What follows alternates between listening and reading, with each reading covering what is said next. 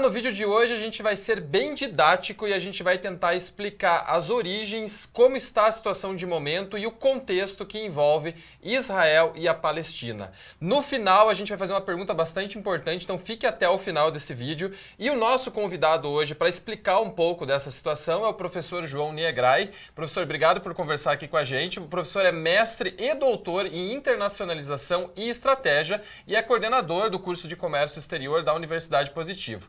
Então, como eu prometi, a gente vai ser didático, então vamos começar de forma didática. Dá pra gente dizer que o conflito entre Israel e a Palestina começa ali no começo do século XX? Olá, exatamente. O conflito entre Israel e Palestina não é um conflito novo. Ele já se estende desde meados do século XIX, início do século XX. A região que hoje nós conhecemos como Palestina já foi inclusive parte do Império Otomano. E aí é lá em 1917, num contexto de Primeira Guerra Mundial, que os britânicos emitem a chamada Declaração de Balfour, onde eles expressam a intenção em criar um Estado para o povo judeu, um Estado israelense. Depois a gente tem uma crise de 29, a gente tem a Segunda Guerra Mundial e aquele momento horroroso, tenebroso da história que é o Holocausto.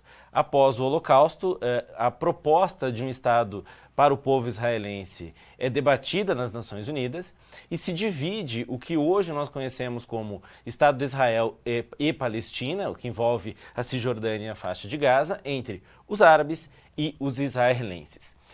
Isso acontece em 47, logo que o Estado de Israel é criado, existe a primeira guerra árabe-israelense, lá em 1948, o que já nos dá um tom de como as últimas décadas foram muito violentas naquela região do mundo e como esses conflitos eles realmente não são novos. Desde o estabelecimento do Estado de Israel e da tentativa de se criar um Estado palestino, esses conflitos já começam logo lá no início. Se a gente for tentar resumir e falar de uma maneira muito prática, os dois estão tentando ocupar o mesmo espaço. Exatamente, os dois estão tentando ocupar o mesmo espaço, que além de ser importante para ambos os povos por razões históricas, é temperado também por conflitos de origem política e também religiosa. E no meio disso tudo está a cidade de Jerusalém, tida como uma cidade sagrada para cristãos, para muçulmanos e para judeus. Existe um pedaço do que a gente conhece por Estado de Israel / Cisjordânia, que havia sido originalmente destinado aos palestinos, um tratado de 67, e também um pedaço que a gente chama de Faixa de Gaza. Faixa de Gaza é uma das regiões mais densamente povoadas do mundo, é algo entre 40 quilômetros de extensão por 10 quilômetros de largura, que faz ali fronteira com Israel e Egito e Mar Mediterrâneo. São aproximadamente 365 quilômetros quadrados, onde vivem cerca de 2,3 milhões de pessoas, a maior parte delas muito pobres, carentes de rigorosamente tudo, uma população em que mais de 48% está desempregada, metade da população é jovem, uma população com menos de 19 anos. E por que justamente a faixa de Gaza é um dos principais pontos de conflito? Isso começa lá no ano de 2007, quando o chamado Hamas ganha uma eleição. O Hamas foi criado na década de 80, especificamente em 1987, como um movimento para a libertação da Palestina, mas esse não era apenas um movimento de resistência civil, de autodeterminação dos povos. O Hamas, quando foi criado, ele jurava ou buscava lutar contra a existência do Estado de Israel. Então, ele não surge apenas como uma questão política, mas já surge com uma intenção armada de aniquilar e de acabar com a existência de Israel. O Hamas ganha as eleições bastante monitoradas em 2007, e desde 2007 o Hamas tem sido muito mais do que político e tem sido também militar, tem sido belicoso e tem feito no decorrer dos últimos 16 anos uma série de ataques ao Estado de Israel.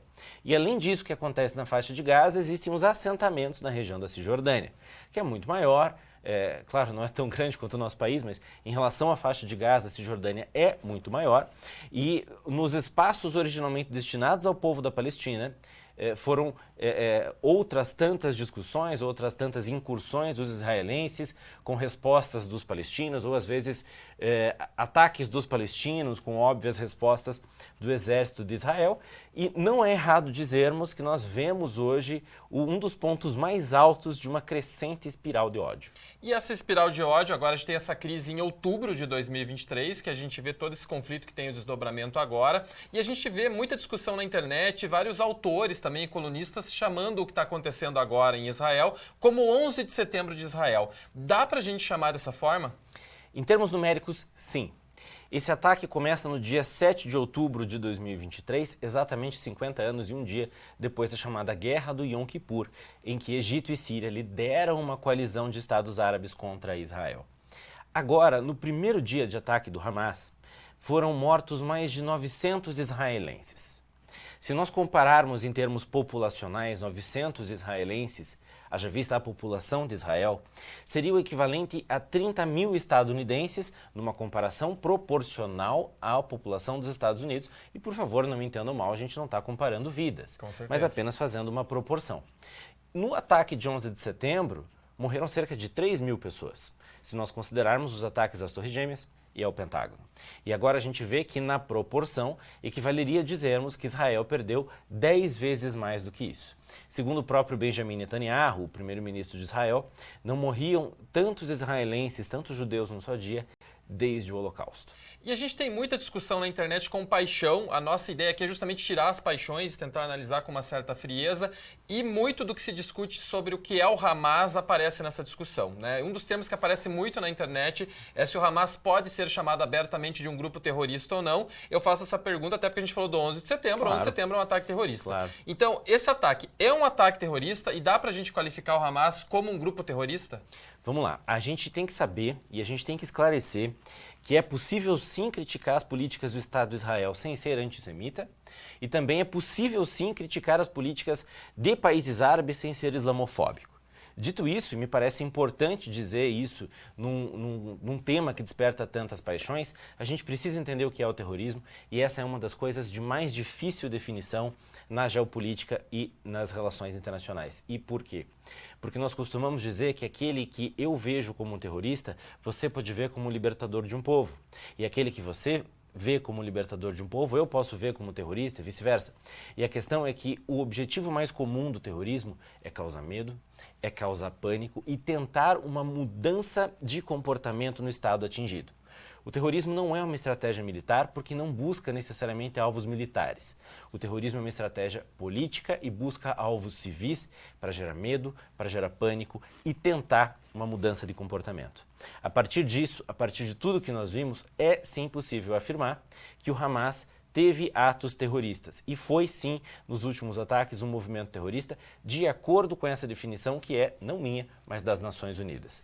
Existem aquelas nações que consideram o Hamas como terrorista, União Europeia, Israel, é claro, e Estados Unidos, e aqueles que não consideram o Hamas como terrorista, na medida em que consideram como um grupo político. Mas agora, se a gente for lembrar que ataques aconteceram a civis desarmados, aí talvez seja a hora da gente rever a maneira de definir o Hamas. E a gente tem também uma discussão de como Israel reagiu a esse ataque, né? Porque é uma zona de conflito, como a gente vem contando ao longo desse vídeo, e muito se discute que Israel teria sido avisado ou que não se preparou para ter uma defesa a esse ataque. Dá para dizer isso? Possivelmente sim, porque como nós sabemos, Israel tem um dos mais avançados serviços de inteligência do mundo. Existem aí na diplomacia internacional alguns dados ainda não confirmados de que o Egito teria avisado Israel 10 dias antes. Israel teve uma resposta muito pronta, Israel teve uma resposta muito rápida, mas ainda assim a proporção desse ataque é completamente inédita. Foi um ataque por terra, por ar, via parapente, e um ataque por mar em pequenos barcos de pescadores que foram usados para que o Hamas chegasse às cidades israelenses alvos do ataque. E como consequência, Israel responde de forma bastante dura. Israel responde com muitos bombardeios e isso também tem vítimas civis. E aí, enquanto a gente comenta que o Hamas cometeu um ato de terrorismo porque matou os civis desavisados, talvez alguns daqueles que estão nos vendo também possam dizer algo do tipo: poxa vida, mas Israel também matou civis. Mas calma lá.